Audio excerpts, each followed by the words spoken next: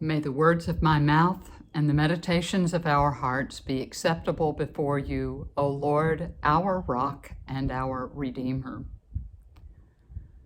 So in listening to this morning's lessons, I just simply wondered if we can at all relate to the Israelites. They've been brought to a certain place. They've been brought out of slavery, out of a place of oppression. And they're in this process, this 40-year-long process of living in the wilderness as they journey towards their ultimate homeland. And this morning we're given this glimpse into part of their time where they are growing impatient with where they are, and they begin to grumble and complain. They complain against God. Why have you brought us to this place of wilderness? We detest this miserable food. And I wonder if we can relate to that, being brought to a certain place that feels very much like the wilderness, and if we find ourselves impatient. What are they longing for? And are they capable of recognizing what they've been brought out of? So it's mainly a rhetorical question. And then we turn to both the epistle and the gospel, and we're given the imagery that we have been brought out of this place into a place that is salvific, but not by our own doing. It is only when we recognize grace and mercy and the love that God has sent us that we can begin to claim that place, ultimately a place of new life, of what we're headed towards in our journey, both in the church year and in our own lives. And that place is a person. It's a relationship. It is ultimately the recognition of God dwelling, abiding with us, and we with God in our new lives, which gives us the taste of resurrection. I had a couple of thoughts about how I would understand this. How do I understand being brought out of a place that was wilderness and where it was frightening and where it was overwhelming, and yet pointed my life in a direction that became significantly new and full of grace. So I was thinking back to some early childhood memories that had to do with darkness and how fearful darkness was to me. And I think it started actually when I was maybe 4 or 5 years old, and having seen the first time a movie in a movie theater. And the movie that I got to see was Pinocchio.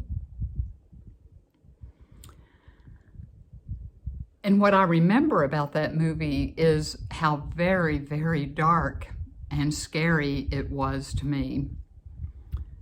Being cast into the sea and going to this place that was like a theme park that had turned very dark where children became braying donkeys, and it was all caught up with truth-telling.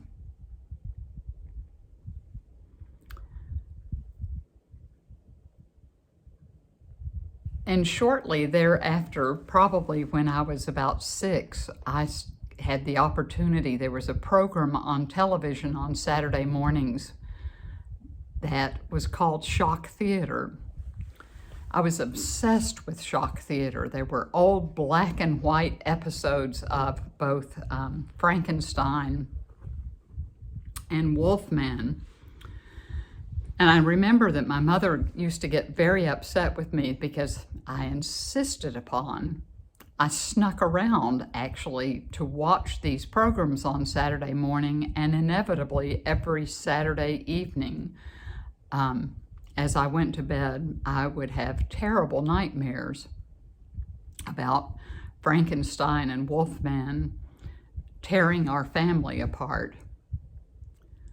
And it all seemed to happen in darkness. And then as I grew older, I remember the first time I read Frederick Buechner's book, Telling Secrets. And it reminded me very much of this childhood place of the fear related to darkness. Because secrets become very much a place of darkness. And Frederick Buechner tells his own personal journey with a secret that dominated the better part of his life, and how important it was that that secret come out, because as long as it was secret, it was holding him and his sister and his mother in bondage to a place that I can only metaphorically call as dark. Somehow or another, this theme is completely related of the journey through the wilderness to me. And so as I try to parse out the meaning of these lessons this morning, I think of that journey in the wilderness and what that might represent for all of us, but what we discover in the wilderness. Do we discover that we have been brought from one place and we're headed to another, or do we understand ourselves to become impatient and simply revert to what we had known before? And the collect for this morning, we're given, I think, yet another image that gives us a hint of how to understand this. And we're told that Jesus Christ came down from heaven to be the true bread that gives life to the world, that he might live in us and we in him. And so it's made me ask again another rhetorical question that has to do with what actually nourishes us. What do we hear when we hear that Jesus Christ is the bread, the true bread that gives life? I think my first inclination is to go to a place, a liturgical place and a sacramental place, and that is the place of the Eucharist and communion.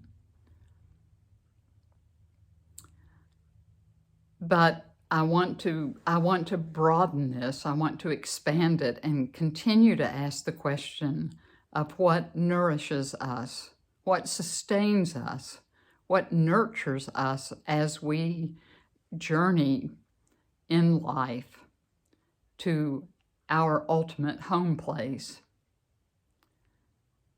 Is it food? Is it food? Of course it's food to the hungry. And of course we all depend upon food. But it seems to me that it also, this bread, this nourishment goes so far beyond just eating. And it includes great things such as, could this bread not be justice? Could it not be truth? What happens when we discover what is genuinely true about our lives and each other's lives? What happens when the secrets are told? Does it dispel darkness? Does it set us free? Does it possibly give us the opportunity for new life? Could this bread be love? Is that not what nurtures and nourishes us? Or compassion? Or finding connectedness and relationships as we do and have modeled for us in the life of the church? Complete strangers, not just flesh and blood, but people that you perhaps would be even unlikely to have a relationship. They get in our bloodstream like the best bread and wine. Is it healing? Is that bread that Jesus is, the true bread that gives us life, is it healing? Or is it finding that a relationship that had been so broken has actually been restored through the act of forgiveness? And so I leave us with that what brings us out of these wildernesses, what brings us out of darkness, is perhaps a combination of all the ways in which we find our lives fed, nourished, nurtured by the love of God. Amen.